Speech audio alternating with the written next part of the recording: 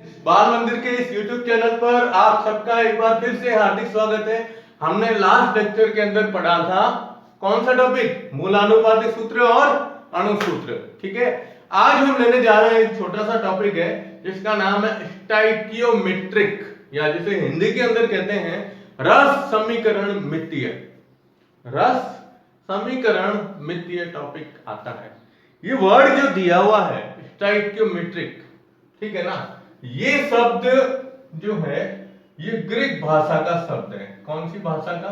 Greek भाषा का शब्द है और दो शब्दों से मिलकर बना हुआ है। एक शब्द है बड़ा, लेकिन ये भी कितने दो भागों से मिलकर बना हुआ है। जब आप इसको दो भागों में बांटोगे, इसको स्टाइकियोमेट्रिक को, तो पहला भाग आता है जिसे कहते हैं स्टाइकियन, स्टाइकियन, ठीक है, और दूसरा भाग आता है जिसे कहते हैं मीट्रिक। क्या नाम देते हैं? मीट्रिक। देखो, पहला आ रहा है स्टाइकियन और दूसरा आता है मीट्रिक। स्टाइकियन का मतलब होता है तत्व। क्या नाम देते हैं? तत्व। और मीट्रिक, मीट्रिक का मतलब होता है मापन। क्या शब्द आ रहा है? मापन। घुमा वापस पहले जैसे अपन मापन में पढ़ रहे थे वैसे इसमें भी मापन के रूप में दर्शाया गया।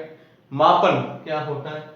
तो इसकी जो परिभाषा है वो परिभाषा ये है कि कोई भी कैसी भी रासायनिक अभिक्रिया जब होती तो रासायनिक अभिक्रिया के अंदर, ध्यान से सुनिएगा, रासायनिक अभिक्रिया में जब अभिकर्मक क्रिया करके उत्पाद का निर्माण करते हैं, है ना, तो एक अभिकर्मक और अभिक्रिया के बाद बनने वाला जो उत्पाद होता है उन दोनों के बीच में मात्रात्मक संबंध, वर्ड आएगा मात्रात्मक संबंध को स्थापित करना, क्या कहलाता है? स्टाइकियोमेट्रिक या रस समीकरण मिति कहलाता है। लिखा है परिभाषा इसकी। चलिए देखो क्या कहता है ये कि एक रासायनिक अभिक्रिया में, एक रासायनिक अभिक्रिया में अभिकर्मक अभिक्रिया के बाद, अभिक्रिया के बाद उत्पाद का निर्माण करता है, उत्पाद का निर्माण करता है, तो इसमें अब देखो अभिक्रिया होती है तो सीधी सी बात है कि अभिकर्मक किसमें परिवर्तित होता है? उत्पाद में बदलता है। लेकिन इसमें अब लाइन ध्यान रखनी है। लाइन क्या कहती है कि जब निर्माण करता है तो इसमें अभिकर्मक तथा उत्पाद के मध्य, अभिकर्मक तथा उत्पाद के मध्य कौन सा? मात्रात्मक संबंध, मात्रात्मक संबंध स्थापित करना,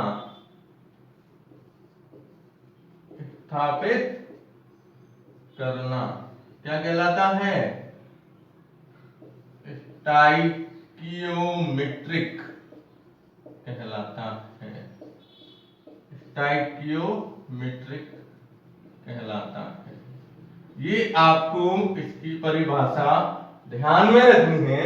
क्या कहता है कि कोई भी रासायनिक अभिक्रिया में जब अभिकर्मक अभिक्रिया के बाद जब अभिक्रिया संपन्न हो जाती है तो उसके बाद जब उत्पाद का निर्माण होता है तो उस दौरान अभिकर्मक और उत्पाद के मध्य कौन सा संबंध स्थापित करना? मात्रात्मक संबंध स्थापित करना जो होता है उसे ही स्टाइकियोमेट्रिक या हिंदी में कहते हैं रस समीकरण मिति कहते हैं। अब ये क्या होता है? मात्रात्मक संबंध। मात्रात्मक संबंध का मतलब होता है मात्रा, पदार्थ की मात्रा कितनी है ना। तो इसके अंदर देखो इस परिभाषा के बाद हम लेते हैं कि मात्रात्मक संबंध में, अब ये क्रम थोड़ा ध्यान रखिएगा, अणु सबसे पहले क्या लेते हैं? अणु, ध्यान दीजिएगा, फिर मोल, उसके बाद द्रव्यमान पदार्थ का, जो किसके अंदर लिया जाता है? ग्राम। द्रव्यमान, पहला क्या लिया? अणु, फिर लिया मोल, फिर लिया द्रव्यमान, और क्या होता है? आयतन। तो आयतन किसमें लेते हैं? लीटर में। लीटर के अंदर लेते हैं, तो इसमें लीटर में एल बड़ा लिख दो आप, लीटर, लीटर में। और आवोगाद्रो संख्या, इसके रूप में आवोगाद्रो संख्या। तो मात्रात्मक संबंध में क्या क्या आता है? अणु आते हैं, मोल आता है, द्रव्यमान आता है, आयतन आता है, और आवोगाद्रो संख्या आती है।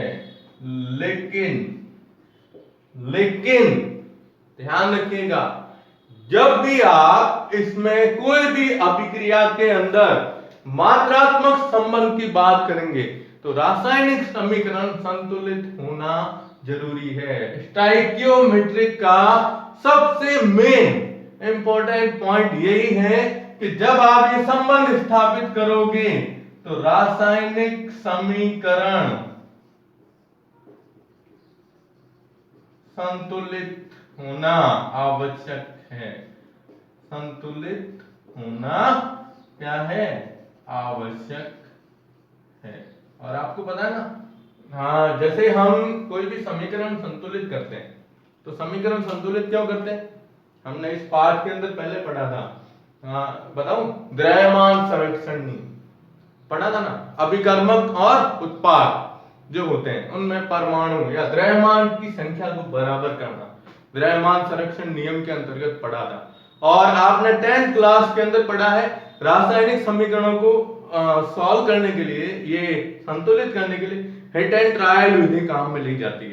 तो आप कोई भी समीकरण को संतुलित करते हैं तो संतुलित करते समय हम यौगिकों के आगे जो संख्या लिखते हैं ना, अणुओं के आगे संख्या लिखते हैं। जैसे अपन कोई समीकरण लेते हैं, एग्जाम्पल लेता हूं मैं, ध्यान दीजिएगा, एक छोटा सा यहां पर अपन एग्जाम्पल लेते हैं। जैसे अपन एग्जाम्पल के अंदर लेते हैं ना N2 प्लस 3H2 और ये लिखते हैं 2NH3, ये समीकरण है। अब मैंने समीकरण संतुलित कर दिया है पहले कि नाइट्रोजन 2, ये 2, हाइड्रोजन 6 हो गई, ठीक है। अब ये जो संख्या आती है आगे, ये ना, इन संख्याओं को स्टाइकियोमेट्रिक गुणांक कहते हैं। स्टाइकियोमेट्रिक क्या कहते हैं? गुणांक कहा जाता है। ये मैं भी आपको इसके अंदर परिभाषा लिखवा रहा हूं कि भाई स्टाइकियोमेट्रिक गुणांक क्या होता है, किस प्रकार से। लेकिन एक चीज ध्यान रखिएगा कि समीकरण संतुलित होगा तभी हम इसमें मात्रात्मक संबंध स्थापित कर सकते हैं, ठीक है ना। तो इसका स्क्रीनशॉट लो। अब इस स्क्रीनशॉट के बाद हम लेते हैं एक उदाहरण और उस उदाहरण को अणु, मोल, द्रव्यमान, आयतन और अवोगाद्रो संख्या के हिसाब से किस प्रकार से इसमें संबंध स्थापित किया जाता है। कौन सा? मात्रात्मक संबंध, ठीक है। तो आप इसका स्क्रीनशॉट लो।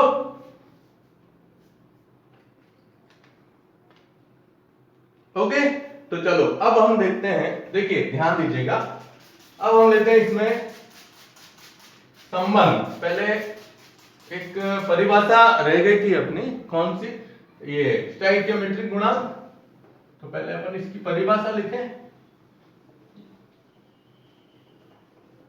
और इसमें सबसे बड़ी चीज ये है कि जब आप समीकरण संतुलित करते हो तो समीकरण संतुलित करने के बाद जो हम अभिकर्मक ले रहे हैं या जो उत्पाद बन रहा है इसके अंदर, ध्यान दीजिएगा, अभिकर्मक ले रहे हैं या उत्पाद जो बन रहा है ना, उसकी भौतिक अवस्था साथ में दर्शानी जरूरी है कि भाई वो ठोस अवस्था में है, द्रव अवस्था में है या गैस अवस्था के अंदर है, किसमें है, ठीक है।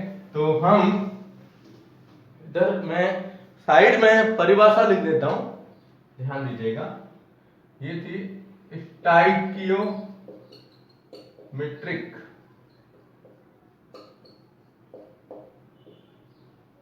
गुणांक। स्टोइकियोमेट्रिक गुणांक। क्या था, क्या था, भूल गए? चलिए अपन लेते हैं रासायनिक अभिक्रिया में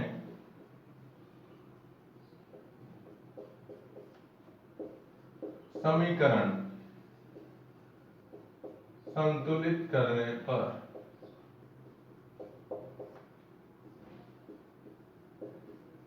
जो अंक अभिकर्मक और उत्पाद के आगे लिखे जाते हैं उन्हें क्या कहते हैं, स्टोइकियोमेट्रिक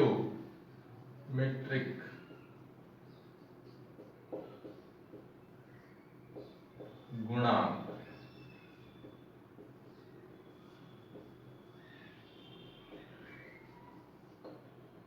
क्या कहते हैं, स्टोइकियोमेट्रिक गुणांक कहते हैं। ओके, तो ये तो परिभाषा हमें ध्यान रखनी है। चलो अब हम लेते हैं आज इसका सबसे मेन पॉइंट के, इसको किस प्रकार से समीकरण को हम लिख सकते हैं। देखो लैंग्वेज पूरी लिखने की जरूरत नहीं है, लैंग्वेज को हम शॉर्ट तरीके से कैसे लिखते हैं वो चीज ध्यान रखनी। जैसे आपको एक एग्जांपल दिया, ध्यान दीजिएगा। जैसे एग्जांपल है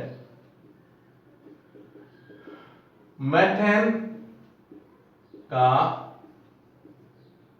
वायु द्वारा, अब देखो लिखा हुआ यूं आएगा, मेथेन का वायु द्वारा दहन करने पर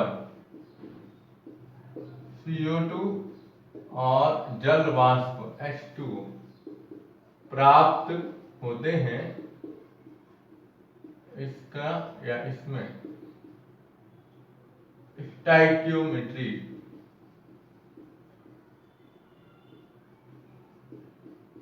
लिखो, स्टोइकियोमेट्री लिखो। क्या होता है ये? तो सबसे पहले आपको क्या करना है, उसका समीकरण लिखना है। समीकरण क्या आता है, CH4 मेथेन, वायु, वायु कौन सी आई, ऑक्सीजन। क्या कर रहे हैं हम, दहन। क्या कर रहे हैं, दहन। तो ये क्या बना रहा है, CO2 प्लस H2, ये बन रहा है। अब देखो मेथेन भौतिक अवस्था कौन सी होती है, गैस। ऑक्सीजन है, कौन सी अवस्था होती है, गैस। कार्बन डाइऑक्साइड गैस, और ये जल वाष्प बन रही है, इसलिए इसको गैस के रूप में लिखते हैं। ये क्या है, जल वाष्प।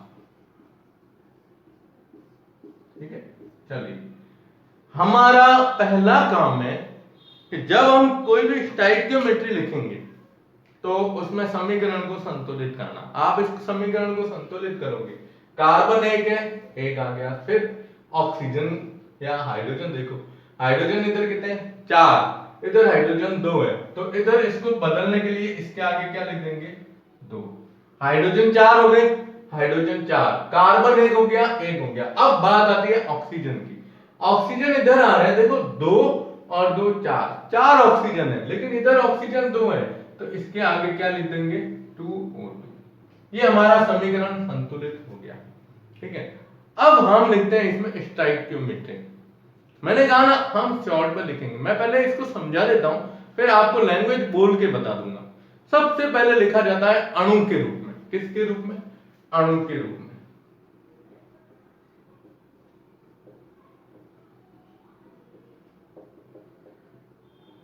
फिर मोल, ठीक है, फिर आयतन, द्रव्यमान, किसमें, ग्राम में। फिर लेते हैं आयतन लीटर में, और 5वां लेते हैं अवोगाद्रो संख्या। ठीक है, फिर मैं आपको इसकी लैंग्वेज दिखाता हूं। सबसे पहले आता है अणु के रूप में, फिर आता है मोल के रूप में, फिर आएगा द्रव्यमान के रूप में, फिर आएगा आयतन के रूप में और लास्ट में आएगा अवोगाद्रो संख्या के रूप में। हमें ये समीकरण बतानी है। देखो CH4 कितना अणु है? एक अणु, तो इसके जस्ट नीचे लिखेंगे एक अणु। एक अणु मेथेन का दहन, लैंग्वेज सुनिएगा, क्या कर रहे हैं हम? दहन कर रहे हैं। तो एक अणु मेथेन का दहन दो अणु ऑक्सीजन द्वारा करने पर, एक दो अणु किसके हैं? ऑक्सीजन के। चलो इसको ऊपर लिख देता हूं। देखो ये आया एक अणु, ये कितने हैं? ऑक्सीजन के दो अणु, दो है। आगे आगे चलिए, क्या आ रही है? कार्बन डाइऑक्साइड का कितना अणु है? एक अणु, प्लस इधर इसके कितने अणु है? दो अणु, दो है ना। आगे समीकरण संतुलित की हुई है, आगे संख्या क्या कहलाती है? स्टोइकियोमेट्रिक गुणांक कहलाती है। तो यहां देखो एक अणु, इसके दो अणु, इसका एक अणु और इसके दो अणु। अब मैं इसकी लैंग्वेज लिखता हूं, ध्यान सुनिएगा, ध्यान से देखिएगा कि एक अणु, ठीक है, मेथेन का दहन, हम दहन कर रहे हैं दो अणु, किसके द्वारा? वायु द्वारा करने पर एक अणु क्या प्राप्त हो रहा है? एक अणु, कौन सी? CO2, व दो अणु क्या है? जल वाष्प बनती है। ये लाइन हमें स्टोइकियोमेट्रिक संबंध बताती है। आपको ये ध्यान रखना है कि एक अणु मेथेन का दहन किया तो कितने अणु? एक अणु CO2 प्राप्त होती है। ठीक है, इस समीकरण से बताते हैं। अब आइए मोल पर।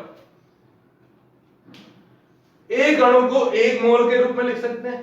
अब नीचे वाली लैंग्वेज आप लिखोगे, ये कितना आएगा? एक मोल प्लस, अब इसके आगे दो लिखा हुआ है, दो मोल। क्या किया? दहन, क्या प्राप्त हुआ? एक अणु है ना, तो एक मोल क्या प्राप्त हुई है? CO2 प्लस दो मोल क्या प्राप्त हुई है? जल वाष्प। अब लैंग्वेज क्या लिखोगे? एक मोल मेथेन का दहन करने के लिए दो मोल वायु की आवश्यकता होती है और दहन करने पर एक मोल कार्बन डाइऑक्साइड और दो मोल जल वाष्प बनती है। यही इसकी लैंग्वेज लिखनी है। लिख दोगे? चलिए अब लिखते हैं द्रव्यमान। अब आपको द्रव्यमान निकालना है, मेथेन का द्रव्यमान।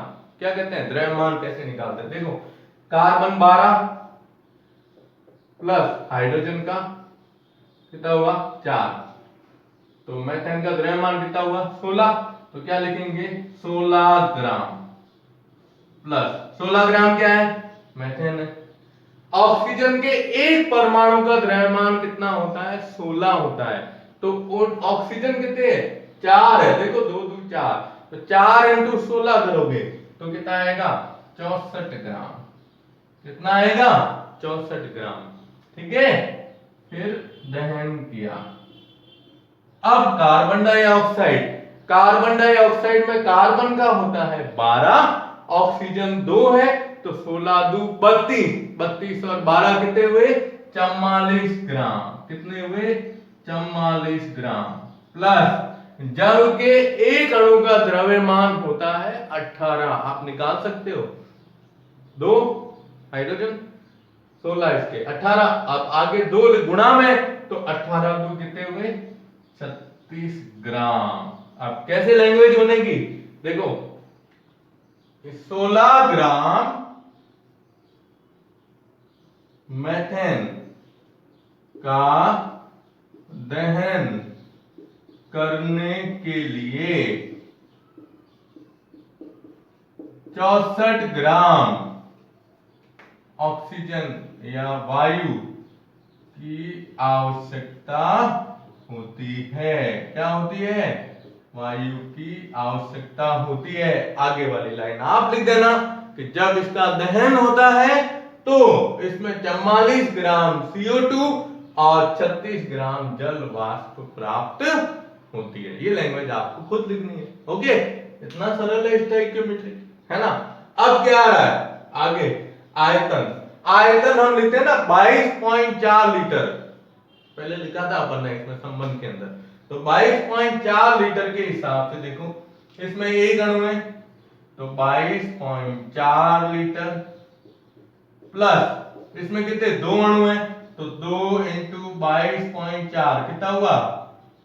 44.8 लीटर। फिर आओ आगे, दहन 1 मोल है तो 22.4 लीटर और इसमें 2 है तो इसका हो जाएगा 44.8 लीटर।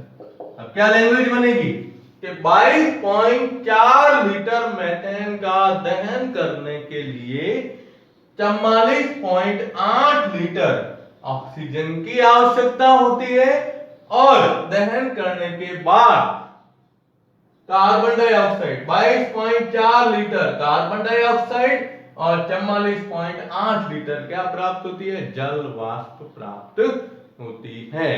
ये इसकी लैंग्वेज बनती है। ओके, अब देखिए लास्ट आवोगाद्रो संख्या। एक मोल या एक अणु में अणुओं की संख्या कितनी होती है? आवोगाद्रो संख्या के बराबर होती है। तो उसको हमने लिखा था Na के द्वारा दर्शाते हैं आवोगाद्रो संख्या को। किसके द्वारा? Na के द्वारा। Na होता है ना 6.022 into 10 की पावर 23। अब पूरा लिखने की जरूरत नहीं है, डायरेक्ट सीधा लिख दो। इसमें कितने मोल है? एक, तो Na। ओके, प्लस इसमें कितने? दो, तो 2 इंटू Na। ठीक है, फिर हम क्या कर रहे हैं? दहन। इसमें कितना है? एक, तो Na प्लस 2 इंटू Na। अब Na का मान क्या होता है? 6.022 इंटू 10 की पावर 23 के रूप में लिखते हैं। तो ये आवोगाद्रो संख्या के रूप में लिखा जाता है। तो ये आज अपना सबसे महत्वपूर्ण पॉइंट आता है स्टोइकियोमेट्रिक रस समीकरण मिति, जिसमें हमें स्पेशली यही ध्यान देना है कि कोई भी आप जब क्रियाकारक और उत्पाद या अभिकर्मक और उत्पाद के बीच में मात्रात्मक संबंध स्थापित करते हैं तो आपका सबसे पहला काम है समीकरण संतुलित करना, जिसे हम हिट एंड ट्रायल विधि के द्वारा जो आपने 10th में पढ़ा है उसी तरीके से करते हैं। और उसमें ध्यान रखना है स्टोइकियोमेट्रिक गुणांक, जो समीकरण के आगे जो संख्याएं आती है। अब इसमें स्टोइकियोमेट्रिक गुणांक क्या है? ऑक्सीजन के लिए 2, कार्बन डाइऑक्साइड, अब देखो मेथेन का एक अणु है तो स्टोइकियोमेट्रिक गुणांक 1 हुआ। ऑक्सीजन के 2 अणु है तो स्टोइकियोमेट्रिक गुणांक 2 हुए वायु ऑक्सीजन के लिए। कार्बन डाइऑक्साइड का एक अणु है तो इसका स्टोइकियोमेट्रिक गुणांक कितना हुआ? 1। और जल वाष्प के 2 अणु है इसलिए इसका स्टोइकियोमेट्रिक गुणांक कितना हुआ? 2 हुआ। ठीक है, और फिर हम इसको इस प्रकार से हल करते हैं। तो इसमें सबसे पहले किसके रूप में लिखना है? अणु के रूप में। समीकरण संतुलित होता है तो सब चीजें सरलता से कर सकते हो। पहले एक अणु, इसमें 2 अणु, इसमें एक अणु, इसमें 2 अणु, फिर ये लाइन लिख दी। ठीक है, फिर मोल, अणु और सेम लिखते हैं मोल के रूप में। फिर द्रव्यमान, द्रव्यमान सबका निकाल दो, सीधा लिख दो। फिर उसमें ऐसे लैंग्वेज बनती है कि 16 ग्राम मेथेन का दहन करने के लिए 64 ग्राम वायु की आवश्यकता होती है और दहन करने के बाद 44 ग्राम, या यूं लिख सकते हैं कि 16 ग्राम मेथेन का दहन करने पर क्या प्राप्त होते हैं? 44 ग्राम CO2 और 36 ग्राम जल वाष्प बनती है। और इसके लिए हमें कितने, आगे लिख दो 64 ग्राम वायु की आवश्यकता होती है। ठीक है, फिर हम आयतन को लिखते हैं तो 22.4 लीटर स्टैंडर्ड मान होता है। अब 22.4 के हिसाब से एक अणु है तो 22.4 लीटर, 2 अणु है तो 22.4 का 2 से गुणा किया 44.8 लीटर। फिर यहाँ एक अणु आया, फिर यहाँ 2 अणु आए। उसके बाद अवोगाद्रो संख्या, तो अवोगाद्रो संख्या पूरा मान न लिख के सीधा लिख सकते हैं एक अणु में अणुओं की संख्या अवोगाद्रो संख्या के बराबर। फिर दो अणु है तो 2 इंटू, फिर दहन किया, फिर ये इस तरह से इसको हल कर सकते हैं। ठीक है, तो आप इसका स्क्रीनशॉट ले लो, फिर मैं आपको एक एग्जांपल देता हूं, ये एग्जांपल आप खुद करना। ओके, चलिए हो गया, स्क्रीनशॉट ले लिया। अब एक उदाहरण आपको खुद करना है। ठीक है, जो अभी मैंने आपको समीकरण लिखवाया था वही, कौन सा, N2 plus 3H2 equal to 2NH3, समीकरण संतुलित करके दे रहा हूं, आपको इस तरह से पूरा करना है। ठीक है, तो ये HW क्या है, N2 प्लस 3H2 2NH3, इसका क्या लिखना है, स्टाइकियोमेट्री लिखिए पूरी। ठीक है, ये आपको करना है सेल्फ अपने आप। ओके, तो बाल मंदिर बाड़मेर के इस YouTube चैनल को ज्यादा से ज्यादा सब्सक्राइब कीजिएगा। धन्यवाद।